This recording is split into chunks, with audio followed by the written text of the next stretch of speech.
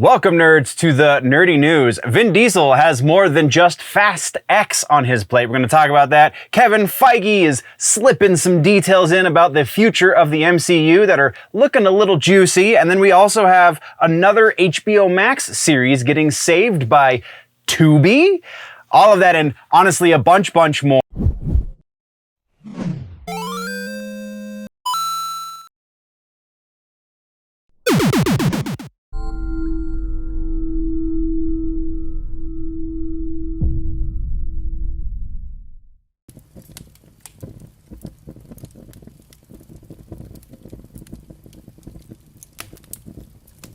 So that is what we've got in store for today's episode. It is going to be a very special episode for those of you on these syndicated channels because I don't have a whole lot of editing time today. I've had back things, I've had to go see doctors and such, and just really eaten into the time for the episode, unfortunately. So, fortunately for you, all of you, again, on the syndicated outlets, i.e. Nerdy Legion and the Big Show Entertainment Network, you guys are getting the full show. So you're going to get a lot more news than you normally do because it's just easier for me to edit one episode instead of 5 episodes. Next week is probably going to be another kind of jumbly week, so potentially another full episode for all of you syndicated folk, because I have a photo gig that I need to take care of that's actually going to take me a couple of weeks to finish. So the next few weeks could be a little wonky, though I believe everything should still be okay for the Friday live shows. If you want to join me Friday, you can. Every Friday night we do a live show on the main YouTube channel at Generally Nerdy. So go check that out if you want to join the conversation actively. Otherwise, find me on the socials. Thank you for listening on whatever platform you are on currently.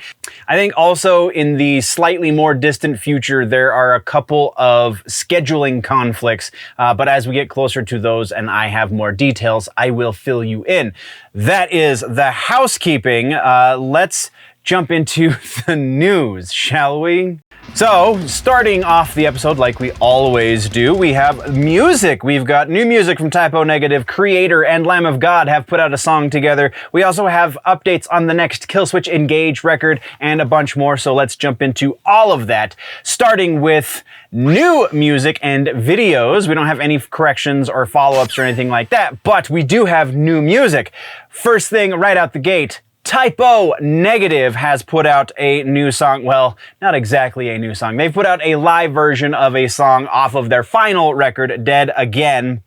The name of the song is Love You to Death. It is from the 2007 Walk-In Open Air Festival performance that they did, and it's honestly freaking awesome. If you like Typo Negative, if you're into the gothy kind of industrial rock stuff, then you definitely should like Typo Negative. And if you do already, then go check this out. If you don't like Typo Negative, then this might be the thing that changes your mind. Yeah, dudes are just on top of their game. Peter Steele was taken far too early. Go check out this Love You to Death live performance. It's honestly worth... I can't wait to watch the whole Walk-In Open Air Festival performance. It's just great. It's just great. Next up on the new music and videos section, Butcher Babies have put out a new song, and it's called Beaver Cage. Link in the description if you're curious, though I'm gonna save you a little bit of time and warn you against it. Now, Butcher Babies are not terrible. I've definitely heard worse in the heavy metal music category, but oof, not a whole lot. Every now and then I will try them again. Just, you know, they'll put out a new single and go, maybe they are getting better. And to their credit, they are legitimately getting a little better, but it's still just not for me. I'm not a fan of Butcher Babies for a lot of the same reasons why I'm not a fan of a lot of black metal and ICP and things of that nature, because it's just trying to be shocking for shock value, and there's no like artistic merit to the shock, to me at least. That's just my, as I've been called a number of times, metal elitism coming out, I'm sure, but this one is just not really gonna change your mind if you don't already like the Butcher Babies. If you do already like the Butcher Babies, it's definitely a step up from previous outings, so there's that. So our next song comes from Creator and Lamb of God. This one kind of came out of left field a little bit because forgot about the tour that they were going to be going on before COVID, and then COVID hit and they had to cancel it. But now they're going to be reissuing that tour. They're going to be rescheduling and such. And so we have State of Unrest is this song, and this is... this is exactly what you want it to be out of Creator and Lamb of God, and then some. A lot of the comments are going, man, I never really listened to much Lamb of God, but this is a rockin' tune because they're Creator fans, and vice versa. So if you don't like one of those two bands, give this one a shot because it might change your mind. This is just a hell of a lot of fun. Cannot recommend this one enough. Go check out State of Unrest from Creator and Lamb of God. Next is one that we announced was going to be happening last week, and then it happened, and we didn't talk about it on the live show because the live show we had a lot of other things to talk about. But we are talking about it now, and that is Linkin Park's new song from the Meteora recording sessions called Lost.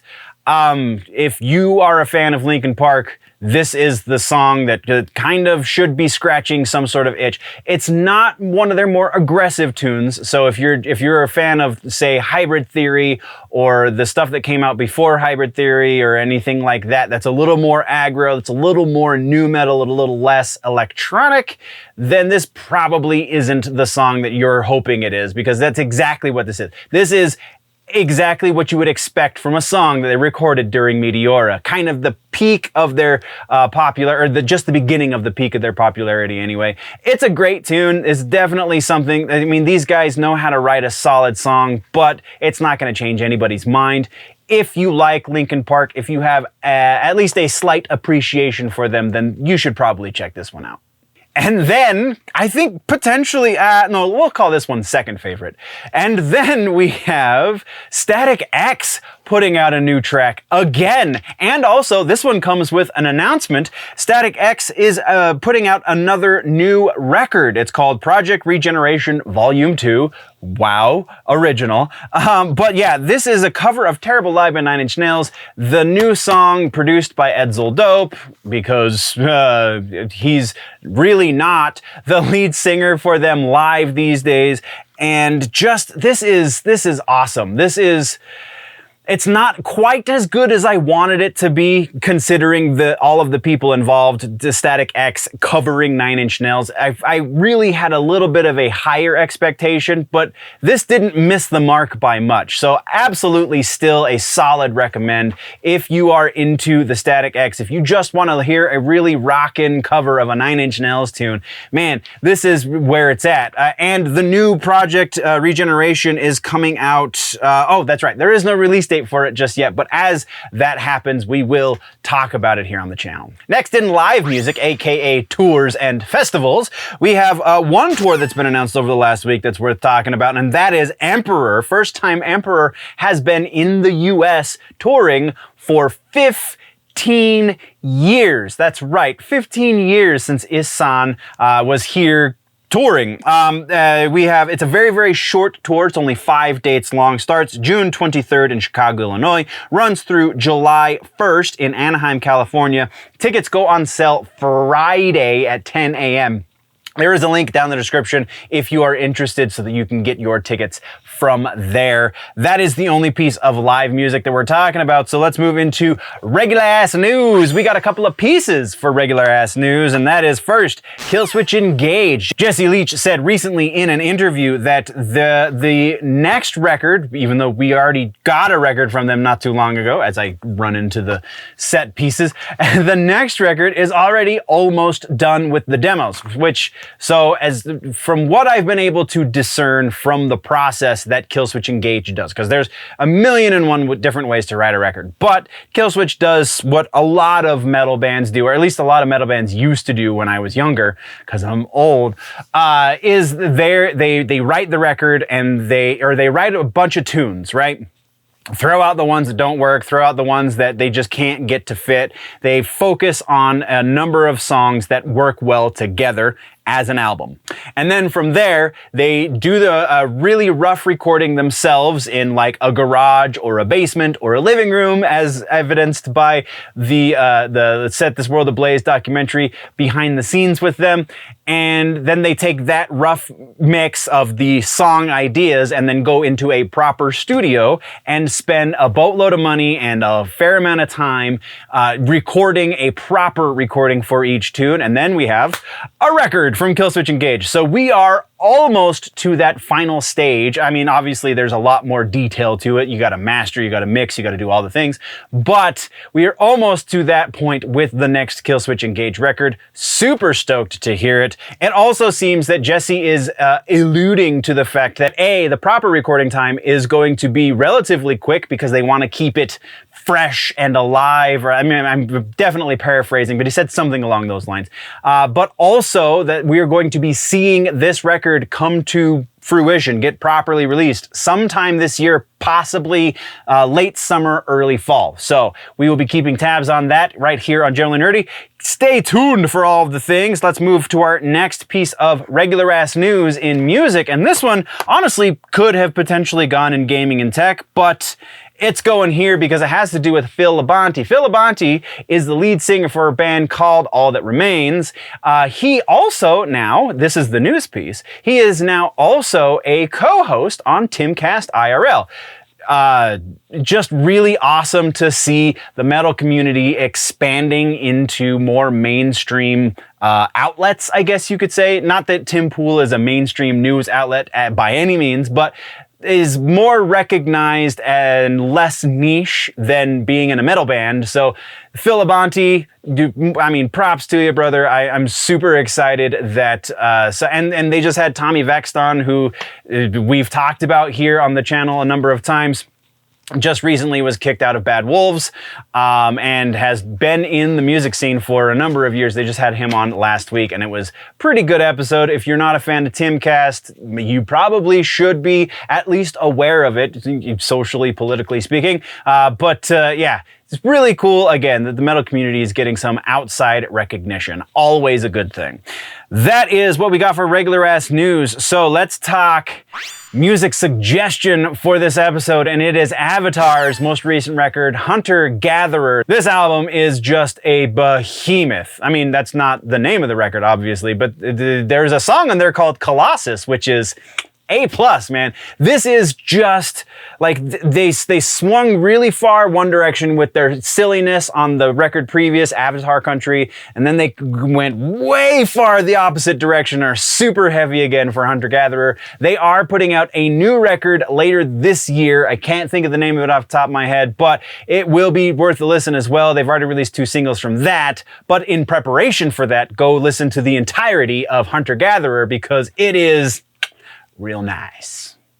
All right, so today's gaming and tech section, we've got updates finally on Max Payne 1 and 2, plus a couple other things. Halo Infinite is doing some drops again because we're back into the professional season, as well as more GameCube games getting announced to be released on the Switch. So, starting up in follow-ups and corrections. I don't believe there are any corrections, but we do have some follow-ups. Woohoo! First up is Max Payne. Max Payne 1 and 2 is being re-released by Remedy Entertainment.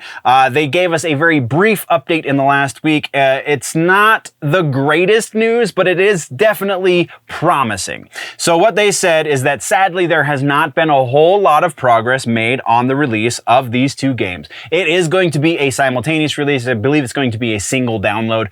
But again, not a whole lot has been made since we heard last. But the vocabulary that was used in the official announcement says that not only will this game see the light of day, but they are hoping that it is going to reinvigorate the franchise, i.e. we potentially could get more Max Payne games. Hopefully they'll be better than Max Payne 3 and much, much better than the Max Payne movie, but still really excited. I have nothing but fond memories of those first 2 games. So the fact that we potentially could see more Max Payne in the future, if nothing else, just an updated look to those first few games, I'm definitely on board for that. And it also, the vocabulary used in this press release very much makes it appear, at the very least, that Remedy is very excited about this, which means they're going to focus a lot on it and hopefully give us something worth buying. So there's that. Our next update comes from Dead Island 2, a game that we've been tracking since it was rumored. Dead Island 2 is finally coming out. We already know this, but the new piece is that it is going to be released a week earlier than previously announced. Previously, it was supposed to be coming out April 28th of this year. Now it is coming out April 21st of this year. Not a giant update, but the giant piece of that, it is already certified gold because of pre-sales, which is why they decided to bump it up a little bit. So that's pretty freaking awesome. I'm not gonna lie, I am very much excited about it. I played the first one, really got into it. I'm very excited for the second one to finally see the light of day. If you are as well, let's talk about that. Comments, social medias, whatever. And then our next update has to do with Legend of Zelda Tears of the Kingdom. This one's a real quick piece. This one's fairly significant, just kind of juxtaposing your knowledge of current generation consoles. This is going to be one of the, I mean, probably top 5 of the download sizes for the Nintendo Switch. And with that being said, the total size is 18.2 gig. Which seems actually rather small when you think about the fact that like Call of Duty was 60 plus gigs. I'm pretty sure at this point Halo, if you were to download just the free bits of Halo, that's over 30 to 40 gigs. Just, it's so interesting to see the different way that Nintendo functions versus how everybody else in the industry is functioning right now. Because you try and download a Steam game. I tried downloading Apex Legends on my system the other day because I didn't have it for some reason, and it was 62 gigabytes for a free-to-play game. So it's interesting. Either way, it's going to be a memory card unto itself if you want to play Zelda Tears of the Kingdom. But yeah, just again, really fun to juxtapose those two things. And then our final follow-up has to do with Halo Infinite. We are starting another pro season for Halo Infinite. HCS will be coming back. February 24th is going to be the beginning of it. February 24th through the 28th. They are doing some Twitch drops if you want to get in on that. This time it actually looks like it's going to be worth watching some Halo action for, because I'm really digging. It's weapon skins. They're calling it Death Hex. It's a better version of the whatever the hell that diamond aluminum foil stuff was for we had a couple of weapon skins and an armor skin last time. This is like a better version of that. It's a lot darker, but there's still like some shimmer stuff. I don't know. Pictures on the screen if you're watching me. If you're not, if you're listening, then you're going to have to Google it. But yeah, Death Hex, you can get these weapon coatings, again, starting February 24th and running through the 28th if you watch some HCS on Twitch. That is all of our follow-ups and corrections. Let's get into some regular-ass news. GameCube games announced for the Nintendo Switch. We already know there's a couple of them. Metroid Prime's the only one that's coming to mind.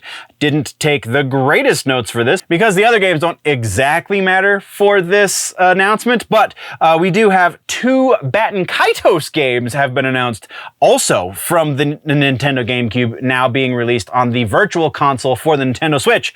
So Baten Kaitos Eternal Wings and The Lost Ocean, as well as Baten Kaitos Origins, which are going to be rebranded as Baten Kaitos 1 and 2 HD Remaster. They are coming to the game store for the Nintendo Switch, and you will be able to play them. Baten Kaitos RPG, solid game. I didn't really get into it back in the day. Don't have a Switch today to get into it now, but I'm really working on that, all right? Come on now.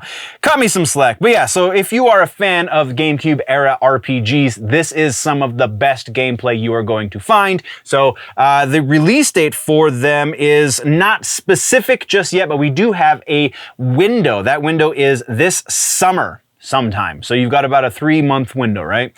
That is what we've got for regular ass news. Let's talk now about gaming and tech suggestions. This is going to be a little bit different for this episode, and that is I'm suggesting to you an AI art generator. Instantart.io is the AI art generator. It gives you unlimited free image generations. It is the interface is a little wonky. You kind of have to finesse it just a little bit, but it is pretty great. The reason that I'm suggesting this to you is because AI art is kind of huge right now. And so it's a free generator. It also gives you the ability to use many different variations of the AI art generating algorithms. So you've got a bunch of different versions of Stable Diffusion. You have one that resembles Midjourney. It's not quite as good as Midjourney, but it definitely resembles Midjourney. And honestly, it's just a lot of fun to do. So again, instantart.io, you have over 25 fine tunable models of Stable Diffusion to work through, and you're going to be wasting plenty of time doing it. So go have fun at instantart.io. Comic books and books. We've got quite the section for this episode. First up, we've got Poison Ivy coming back into the news. We have Teenage Mutant Ninja Turtles: The Last Ronin 2, as well as more White Knight. Yes, please, and thank you. Let's get into this. All right. Follow-ups and corrections. We've got Poison Ivy. We talked about the Poison Ivy series, the mini-series. It was a limited series, I guess, before. Got turned into a maxi, went from 6 issues to 12 issues, and now it's going even further. It's getting turned into an ongoing series. So that's pretty awesome. The only thing that kind of gives you a little kind of reservation about this is the main writer is G. Willow Wilson, so not the most sterling track record, but also she's done some good stuff, so, you know, it could go either way. And, you know, Poison Ivy hasn't had her own book for some time, so it'll be interesting to see where this goes. But the first book of the ongoing portion of the series, so book number 13, will be on shelves in June, and then the hardcover trade of the first 6 issues, so the first half of the mini maxi, will be on shelves May 16th. So go check it out. Let me know what you think. I haven't been able to read this one yet, but I mean, it's kind of low on the list, but it's on the list. Next, we're getting into some regular ass news, and the first thing in regular ass news is Teenage Mutant Ninja Turtles: The Last Ronin 2. This almost could have been a follow-up because we kind of figured that it was going this direction. But now we have the official word that Kevin Eastman is going to be continuing this Last Ronin universe, if you will. The 4 turtles that we talked about previously are going to grow up, and we're going to see their evolution, and it's going to be kind of awesome. Well, that's the assumption. There's no official word as to exactly where The Last Ronin is going, but that seems to be the logical extension of that. There is some speculation that maybe he's going to focus on a little bit more detail on how the other turtles died. But I think we already have enough of that. I think moving forward is the best course of action. So yeah, pretty excited about that. It will pick up as soon as we get through the end of the Lost Years side story that is about to start or just started. I can't remember which. But yeah, so pretty awesome. More details as we get closer to that. Until then, let's move on. Next, we're talking about Brave and the Bold. That's right. In comic books, this has already been a thing, but they're bringing it back, presumably to tie it in with the movie, which would make a lot of sense. This comic version of that title is going to feature a rotating array of stories spotlighting various characters and creators inside of the Bat universe. Sorry, I'm reading a little bit because it was a lot of information, so it will also include a 4-part retelling of the first clash between Batman and Joker by Tom King, with Mitch Gerrits, I believe, doing the art.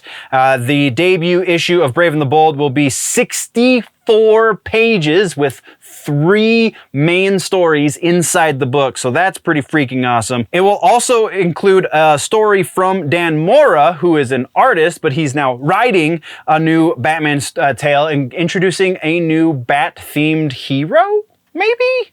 So yeah, pretty exciting. More details as we get closer to that. But then let's get into the piece that I'm the most excited about for comic books and books, and that is White Knight, Generation Joker. Batman the White Knight is has been one of the greatest Batman stories told in a long, long time. Sean Murphy is doing real great stuff, and now we have another continuation of the universe. This one is not going to be written directly by Sean Murphy, but it is going to be some familiar faces. The new series is going to reunite Sean Murphy with Katana Collins, as well as Clay McCormick, and will feature Mirka Andolfo as the artist. So again, not really going to be Sean Murphy directly, but still going to be great. The story will revolve around Jackie and Bryce. These two new characters are going on a road trip alongside a hologram of the Joker.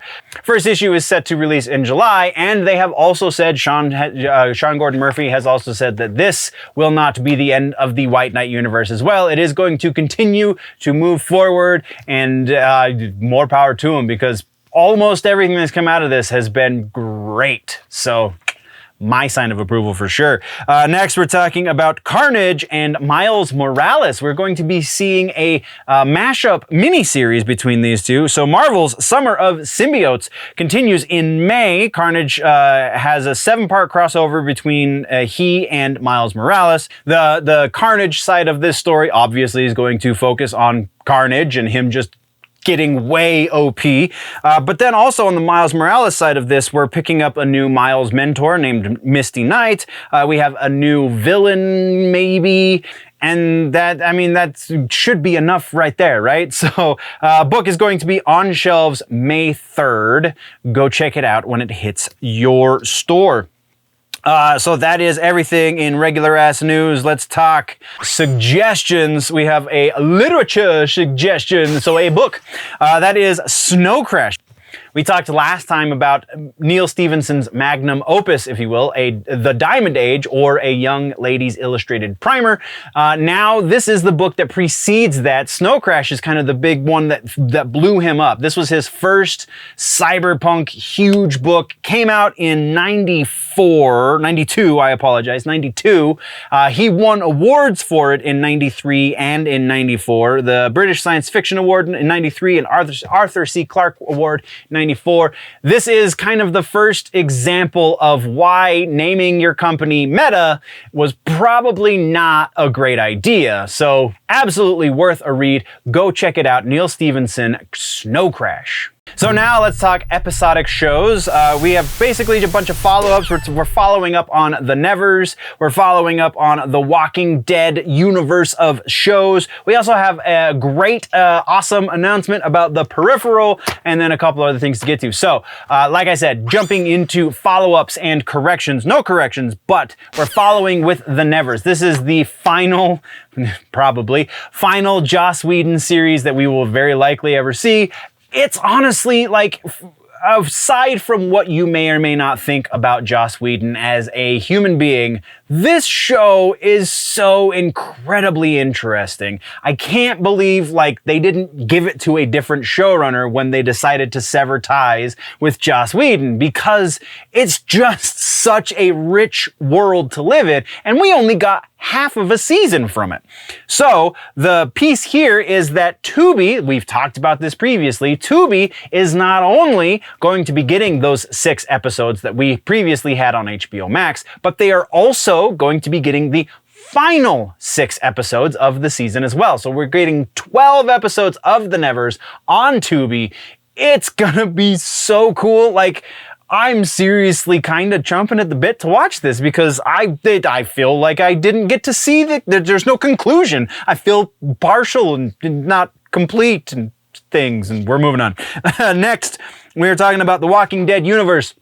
The Michonne and Rick series is officially happening, so much so that it's officially happening. They are in active production on the series right now. Super stoked about this, because I'm almost done with season 11 of The Walking Dead. Like, I think I have 4 more episodes. There's a lot of stuff that has to happen in order to tie up these loose ends in these 4 episodes, but also they have to set up at least 3 spin-off shows. So the first of those spin-off shows is right now in production. I don't know when we're going to be seeing anything else as far as like release dates and stuff for this, but we will be keeping tabs. Let's move on. Next we have, this one kind of breaks my heart actually. Next we have Avenue 5. Avenue 5 HBO Max series that kind of fell under the chopping block. Season 2 of Avenue 5, featuring Hugh Laurie, Josh Gad, and a number of other familiar faces that you will absolutely appreciate. It is a science fiction sitcom on a cruise, a luxury cruise liner in space. Words, first day with the new tongue, I apologize. Luxury cruise liner in space, and Hugh Laurie is the captain, and and Josh Gad is the guy who owns the company, who does the cruise. It's just ridiculous. This is a prime example of not all art has to be like super deep and meaningful, but man, there is substance here that you just can't get enough of. And I'm hyping it up right now, but the news piece is that it's canceled. We're only getting these 2 seasons. We're not going to get a conclusion to this story, which really grinds my gears. I'm not going to lie. Sadly, it is what it is, and that's just kind of how we have to deal with it. So our next piece of follow-up news in the episodic section is The Peripheral. I just finished this one as well, as we talked about in the That Just Happened show. Peripheral is coming back for season 2. Yes! Super excited. Now I really have to finish reading the book before they come back for season 2, because I'm pretty sure that what we got in season 1 is not the entirety of the book. Though I'm also fairly certain that there is already a sequel book, because Gibson is the type that writes trilogies regularly. So yeah, maybe it did. I just don't know. Either way, it's a really, really kick-ass show. Again, more science fiction. This one has to do with time travel, alternate universes, multiverse kind of action going on, but in a very neo-cyberpunk kind of way, and just the whodunit elements and I don't know. I just love Gibson. I really love his work, and an adequate translation of his work is always worth an investigation. This is far more than adequate. Jonathan Nolan and Lisa Joy did fantastic with season 1, so it's no surprise to me that they got a season 2. I was just kind of worried because everything seems to be getting canceled these days. So yeah, very excited. That's what we got there. Let's move on. We have no regular ass news. So, episodic suggestions. We're talking about Heroes. I've suggested this once before. It was many months ago. So we're coming back into it because we are in this golden age of television that kind of, in a lot of ways, as far as the nerd content is concerned, was ushered in by Heroes. It was on NBC. It ran, I believe, 3 or 4 seasons, and then they tried to reboot it again. Really, anything past season 2 is not the greatest, but man, season 1 and season 2 are 100% the recommendation for this episode. If you really, really dig them, then season 3 is okay, and the reboot season is, it's watchable. Either way, season 1, season 2 of Heroes, worth your time. That is your suggestion in episodic content this week. So let's talk movie news, shall we? We've got something from the Chronicles of Riddick. We got to talk about all of those trailers that happened during the big game, because we can't say, those other 2 words. And then we also have a lot of information from Kevin Feige going forward with the MCU. So, starting in follow-ups and corrections, we have a follow-up on Chronicles of Riddick. That's right. Not only does Vin Diesel have a new Fast and Furious movie coming out very soon, because that was one of the trailers, but we now have some more information about the next Chronicles of Riddick movie. Chronicles of Riddick Furia. David Twohy is going to be back on board to write and direct. This, I'm pretty sure, will be the 4th time that he has done a Chronicles of Riddick movie. And if you're keeping score at home, kids, that means he's done all of them. There is a potential that I'm misremembering that, and he could have not done the first one, but I know he did the 2nd and 3rd. He also did at least one of the games and at least one of the animes. So yeah, he's well versed in the Chronicles of Riddick universe. Hopefully we can get a little bit more of a budget for this one than we did for Riddick, the 3rd installment, because the 2nd one really sets up this giant universe that we don't get to see in the third one. Hopefully we will get a fair amount of it though in the fourth one, Furia. So no release date or anything else on that just yet. We will be keeping tabs. Let's move right along. Next, we are moving into trailers. So I don't believe that this first trailer happened during the Super Bowl. I didn't watch the Super Bowl, so I could be not remembering that correctly, but we're going to set it aside either way. It is Children of the Corn. If you're a Stephen King fan, you're probably excited about this. This trailer might get you excited otherwise. I don't think it really does the job that they're trying to do. You can go check it out. It doesn't have me excited about it. It looks better than the original Children of the Corn movie for sure, but that's a pretty low bar to jump over, so that's not saying a whole hell of a lot. But that's what we got for that. So next, let's talk about these Super Bowl trailers, and I'm just gonna give you my real quick super nerdy hot take. Super nerdy hot take on the Super Bowl trailers. First up, we got Ant-Man. It looks a lot more epic than I think that reviewers are appreciating in the early screening reviews, but that we'll see how that goes on Friday. And then we have Creed 3. Jonathan Majors really looks like he's trying to prove himself as one of the greatest actors of this generation, and I'm all for it. Let's do this. And then we have Scream 6. And then we have 65. This movie will absolutely flop. It is not going to go anywhere. D&D Honor Among Thieves. This is going to underperform. I don't necessarily think it will flop, but I think it will definitely underperform. We have Air, the Michael Jordan biopic. This is probably going to do really, really well. Ben Affleck, Matt Damon making a movie together again absolutely has this, and it's about Michael freaking Jordan. Yeah, for sure. That's going to go places. Fast X. Go, good Lord. These movies need to stop, but I'm still definitely on board for all of the crazy.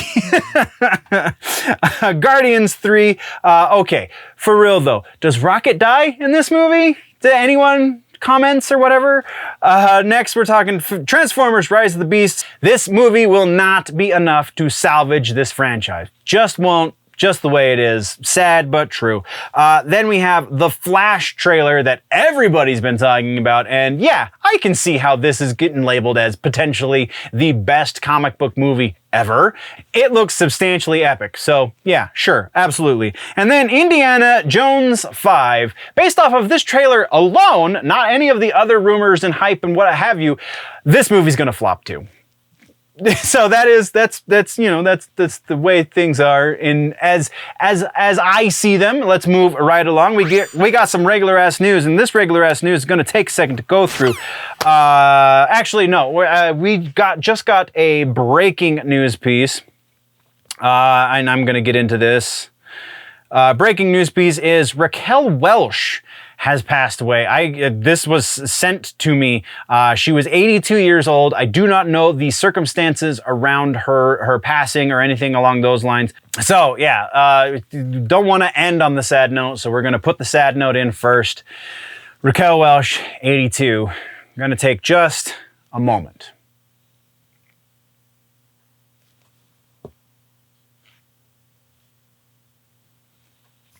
Okay.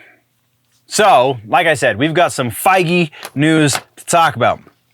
Kevin Feige, not to be outdone by James Gunn, has given us, he did an interview, I think it was with Collider, I could be mistaken. Either way, yeah, I don't remember who the interview was with. It's just everybody's covering the information. So we're gonna give you the TLDR of what he said in this. And then actually, there's a little bit in the rumor mill that he kind of feeds into as well, but we'll get to that. Either way, regular ass news, Kevin Feige, big man over at Marvel, dropped some knowledge bombs. First up, we now know officially that Harrison Ford is going to be playing Thaddeus Ross, is going to be not just the Red Hulk, but is going to be the president in the MCU, at least when we first are introduced to the character. So that's pretty huge. Next, we have Spider-Man 4 currently in some stage of production, and we have official word that Tom Holland is returning as Spider-Man. I feel like this one could have gone without saying, but it's nice to know for certain that these are the things that are happening. Then we have Deadpool 3. This one's kind of a big one as well. Deadpool 3 will in fact be an R-rated movie, and not just that, but we can kind of extrapolate some other things based off of this next piece of information, and that is it will be the first R-rated movie in the MCU. So anything that we were speculating on that's supposed to come out before that, i.e. Blade, is not going to be R-rated. Kevin Feige very specifically said that Deadpool is going to be the first MCU R-rated movie. Next piece, this one's kind of a little more just a interesting observation. He's trying to hype up Kamala Khan as, quote, the next Peter Parker. But we still have Peter Parker, and he's a much more popular character in all forms of media, so I don't know why that needs to be a thing. But the final actual piece of news is that Bucky Barnes is officially set to be the lead character for the Thunderbolts movie. Very interesting there. And then, like I said, there are some rumors that kind of sprung out of this, but we'll get into that in the rumor mill. So all that leaves is our movie suggestion for the week. Movie suggestion, everybody needs a good laugh, man, and this is probably one of my favorite comedies, and that is Liar Liar, starring Jim Carrey. Came out in 1997, so some of the things have not aged exactly the greatest, but it is still one of the funniest movies you're ever going to put your eyeballs on. Jim Carrey, after this, kind of lost a lot of his luster. This was the last great Jim Carrey movie, according to many fans. So you owe it to yourself and your gut to go find a way to... I meant to look up where you can stream this because I just own it, but it's absolutely worth a look. If you can find it, if you can get your hands on it somehow, you should watch it this week because, yeah, it's absolutely fantastic.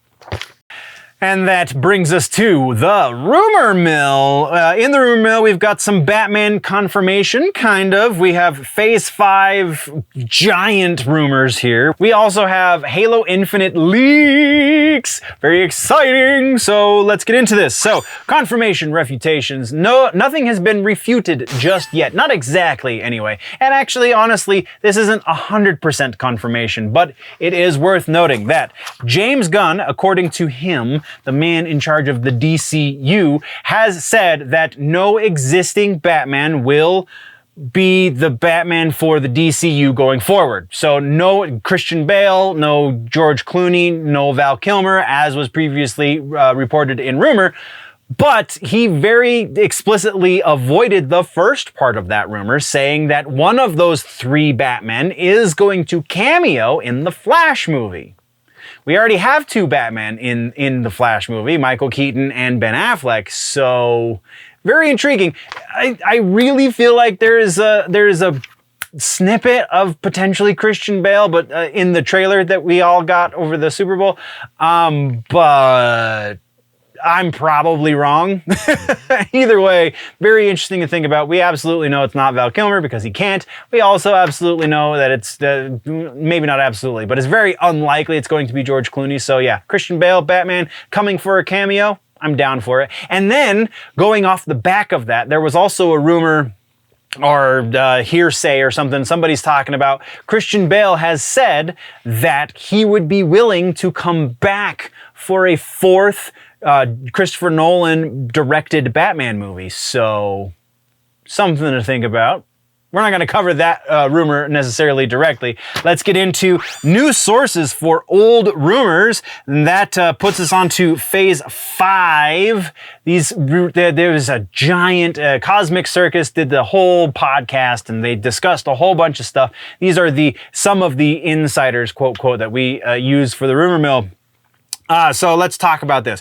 First off, Phase 5 is not going to be exclusively multiverse-centric. Only about half of the movies are going to be directly dealing into the multiverse, even though they're trying to set up a lot of multiversal things for future phases going forward, as we are in the time saga right now, I think is what they refer to it as.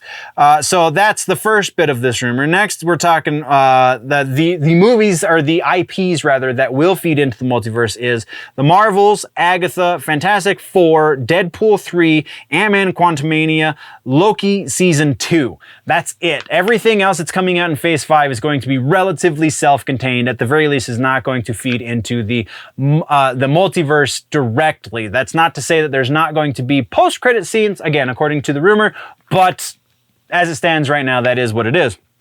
Then they go on to say, and there's two and thens to this. The first one is the 838 universe, which their Illuminati is the one that was supposedly killed at the end of the Multiverse of Madness movie. The 838 universe is supposed to be factoring in overall in Phase 5, and it's very, very heavily affecting the overall plot of Phase 5. So that kind of contradicts the first part of the rumor, but is still a lot of fun to consider. And then also Iron Man from 838 is supposedly going to be revealed at some point, and he's going to be a minor antagonist against the Avengers as we get towards the Avengers Kang Dynasty movie. So wow, that's a lot to unpack. These guys have a very mixed track record. Very, very mixed. Some of this sounds like a load of hooey. Some of this honestly sounds like planted rumors to throw us off on other things. So taking this as a whole, I'm going to give this about 55% accuracy. I do believe that list. I think there's very probably going to be more, maybe not directly feeding into the multiverse, but at the very least have some sort of multiversal elements to other things beyond just Marvel's Agatha, Fantastic Four, etc., etc. So that I think is incomplete. I think the 838 universe factoring heavily into the overall plot is a bit of a stretch. I don't see that, because you gotta make it easy for normies to understand, and that I think is just a bridge too far. I don't think that, maybe it will come back to some degree, sure, but factoring heavily into the overall plot of Phase 5, not freaking likely. Iron Man from 838, that seems a little more plausible, but again, nah, those are the two things that really kill this. So yeah, again, 55% likely that that's a thing. Let's move next to Twisted Metal, not the Showtime / Peacock series, but the game franchise itself. So we have word that Firesprite is the game studio that is developing the game. This is not a new rumor. Actually, I believe this is quasi been substantiated, so it's almost news. But since that is the situation, since they haven't come out and explicitly said they're the studio that's making it, people have gone in and looked at job listings and have been kind of inferring some things. That's where these rumors come from. So one job listing, according to the company, I'm sorry, there's one thing before that. That is, they're going to release the game to coincide with the release of the Peacock series, again starring Anthony Mackie. So there's also a job listing that is looking for somebody with development experience in not only motor vehicle combat, but also on foot combat, meaning there's going to be a very different element to the new Twisted Metal franchise if these rumors are to be believed. There is a lot here that has been mostly substantiated, and this also comes from two pretty good, solid rumor mongers, if you will.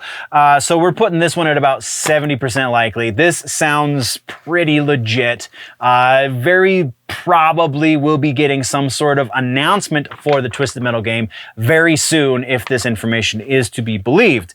Next, we are talking about Metroid Prime. So with the announcement of Metroid Prime Remaster, there are two rumors that have followed very closely behind this. First is that Metroid Prime 2 and 3 are both going to be getting re-released, not remastered, but they're going to be on the Virtual Console. So you'll be able to play them, but they're not getting the same treatment as Metroid Prime 1. And then it goes on to say, not just that, but we are also going to be getting an announcement, not the actual release of the game, but an announcement of Metroid Prime 4 by the end of this year. So very probably the Game Awards in December. So this one's a little ways out, but we do have the ability to track its accuracy. So we're going to keep doing that as much as we can. That is what we have for news sources for old rumors. Let's talk about new rumors, shall we? Because we've got a fair amount of rumors to cover. First up, we have Fantastic Four rumor. Two of them, actually. First up is that Mila Kunis is rumored to be playing Sue Storm. This one I can't really buy so much. Just the people involved. Yes, Mila Kunis would check a couple of different boxes as far as like who Sue Storm is on the socially, politically aware kind of elements. But I feel like she's a busier woman than that. And also, this is kind of a huge thing for her to jump into the MCU with. I don't know, it just feels wrong. So we're going 40% with Mila Kunis. But then the other Fantastic Four rumor here is that Penn Badgley, maybe is how you say his name, the guy from You, he is also rumored to have been cast in the movie, but this time in a secret role. So the fact that his role is being kept secret kind of lends to its credence just a little bit.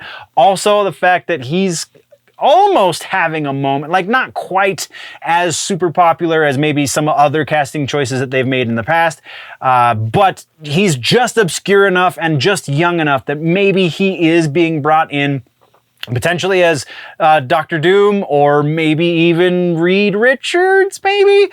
I think there's slightly better chance that he is being cast than isn't, so we're going to put this one at 55%, so just over that indecision mark. Next is a Star Wars rumor. This one has Yahya Abdul-Mateen II set to star in the Damon Lindelof Star Wars movie that we know is coming. This one I'm just going on gut. 65% likely that this is a thing. Yahya Abdul is gigantic. Star Wars needs star power to get people interested again. I don't know that Damon Lindelof is the guy that's going to do it for us, but Yahya Abdul-Mateen might be the guy to do it for us. So yeah, 65% likely that that's a thing. Next is a gaming rumor. We have Assassin's Creed, the second VR game, is being rumored to be in development. Again, why not? Like, this one comes from a solid source. There's very little substantiable evidence here. So can't give it super high, but I mean, there's very little reason to doubt this. So we're going to say 65% on this one as well. Then we have Starfield. This one's kind of huge. Leaked Starfield release date. The leaked Starfield release date is June 29th of 2023. This is according to GOG Galaxy. They accidentally released the date that they were supposedly given. Now, that is a very peculiar date because Thursdays are not exactly big days for AAA titles to be released. Also, it's kind of soon considering the fact that we have very little to show for the release. So those two factors, I feel like this was legitimately posted on GOG Galaxy. They usually, they release games and things. They're a platform through which you release games. So yes, I believe they were given this date as a placeholder. I don't think that's the actual date. So we're going to put this one at 40% just because there is a slight possibility, just not very good one at all. And then next, we're talking about Halo Infinite and all those leaks. There's been a fairly steady stream of leaked images, which we're going to do in a short this week. But I wanted to kind of touch on the leaks that have to do with like season 3 and beyond. We've talked about future seasons going forward, and some of this is substantiating previous rumors to a certain degree. So we're going to just start at the top of the list. First up is season 3 is going to be infection focused. We already have key art for Infection that is supposedly going to be released during season 3. Will it be the entire season's focus? Probably not. I'm going to venture to say that of the 3-month season, which crossing our fingers that actually happens, of that 3-month season, Probably the recurring event is going to be Infection, but it's not going to be the entire season exactly. So does that make sense? Next is there are currently 20 to 28 developer maps being developed. Not all of them are set to release for season 3, according to the leak or rumor, however you want to look at this. Just approximately 3 to 5 are going to be released during season 3, which sounds actually perfect. That is a sweet spot number.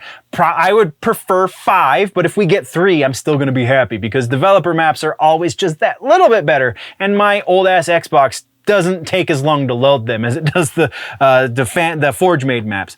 Next, we have a couple of Forge pieces here. Forge, you're going to have proper AI that you can forge in your map.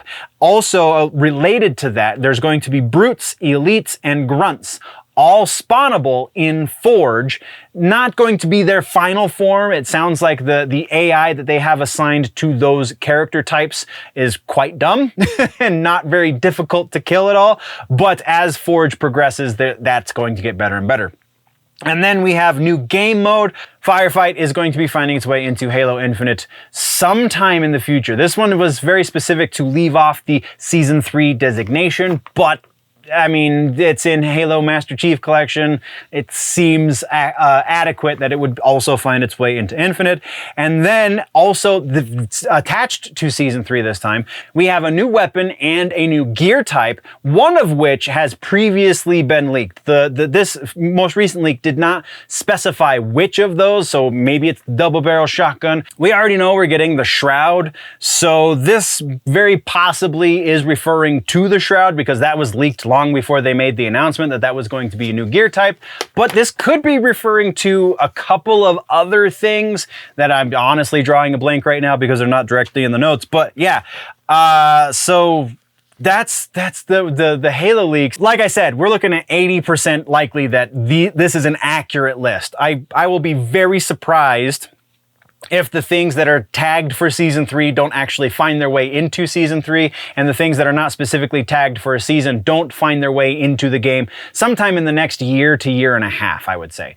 If you don't know what I'm talking about, some of these follow-ups, corrections, confirmations, what have you, don't ring any bells, then you're going to have to go check out older videos, older news updates in order to catch up. And you can do that by, tapping the screen where the box shows up. I can never remember which side it's on. Either way, thank you very much, nerds, for checking out today's episode. On the YouTubes, it is Generally Nerdy, but everywhere else, just look for Generally Nerdy, unless you're on the syndicated outlets. And thank you very much, Nerdy Legion and Big Show Entertainment Network, for hosting me so that we can get all of this nerdy news out there. We will be back next week, possibly for another rushed episode, but either way, I'll see you then. Before we go now, though, always remember that if it's generally nerdy, nerds, it's probably here.